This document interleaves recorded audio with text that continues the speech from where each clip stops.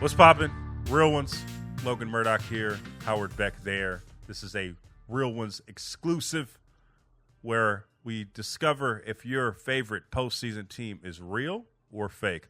Let's talk about the Philadelphia 76ers, who have had a roller coaster of a season with Joel Embiid, who scored 70 points, then had to fight against the load management allegations, then played despite those allegations, and then injured himself, and then he is finally back in turn for the postseason with the Sixers in the thick of a play-in race.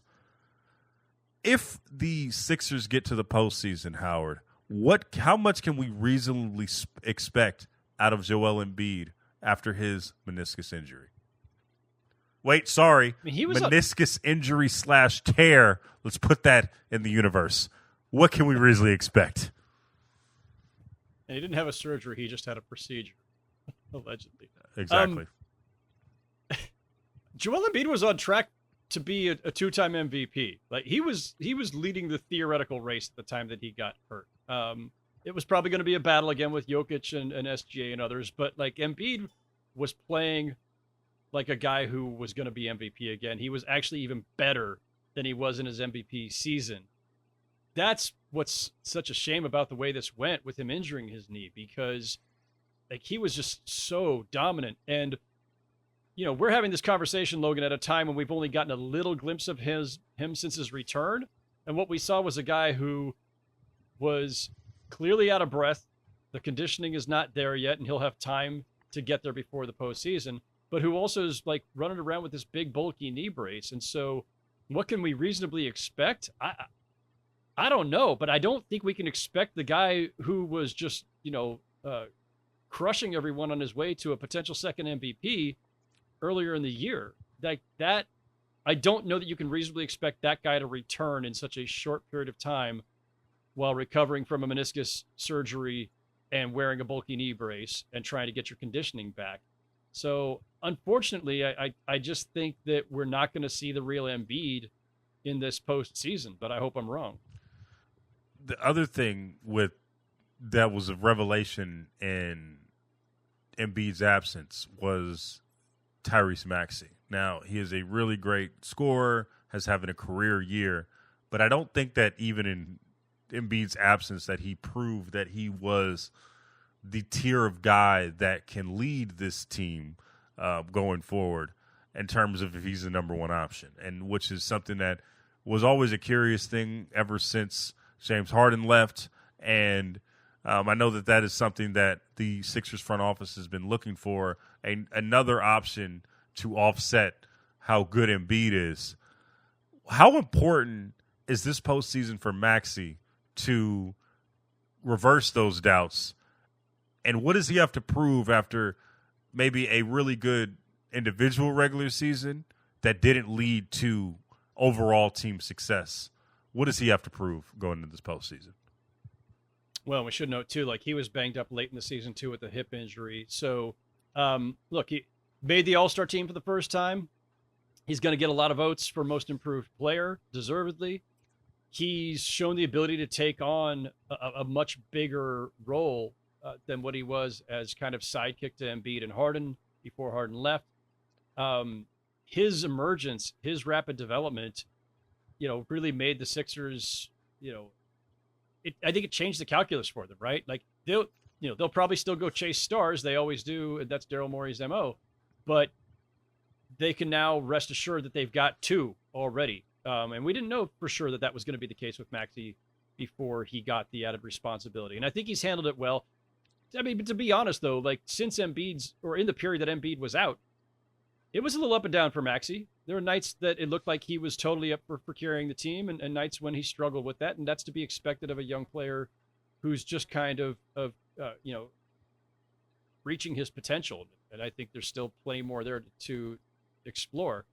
So I don't think you can expect him to single-handedly save the Sixers if Embiid's not at 100% in these playoffs. But that will be his responsibility, right? He's going to have to dial it up and give them everything he can and a little bit more, because if you don't have a fully healthy Embiid, I don't know how you're surviving if you don't get Maxey, hitting all new levels.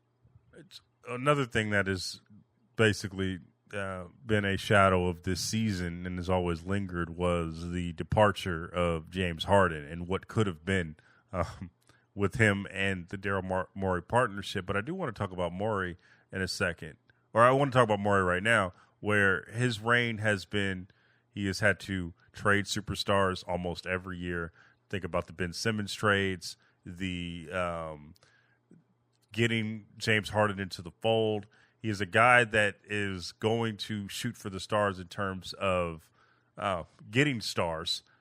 What do you think his reign is defined by in Philly, and what would you grade his time in Philly thus far?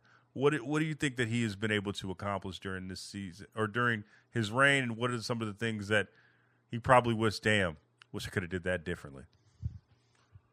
Yeah, I mean, look, Ben Simmons was kind of a problem he inherited more than anything else.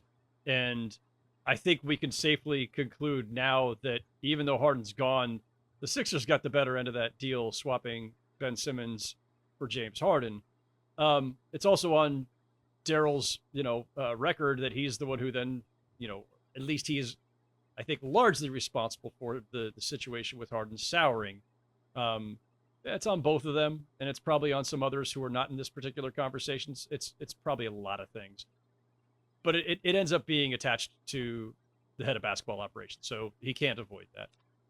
I think, the thing is, when you've got a team with Joel Embiid on it, like, your responsibility, I say this all the time, like, if you've got a generational talent, everything is defined by how well you supported that guy and how far your team got with him. So are they good enough to make the finals? Maybe they would have been if Embiid doesn't get hurt.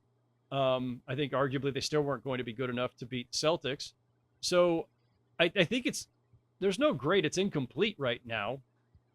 But I think this summer is going to go a long way toward defining it, right? Because with a healthy Embiid and a healthy Tyrese Maxey, you've got two foundational stars, and they have the flexibility, the cap room, and Morey kind of orchestrated it this way so that they would be in position this summer to go grab Paul George if he decides he wants to leave LA for any reason, or to go, grab whoever else may become available, or to make a trade using that cap room as part of their advantage because they can absorb salary. Like, they've got a lot of ways they can go, and they already have two great stars in the fold. So I don't know that we can define Daryl Morey's tenure yet.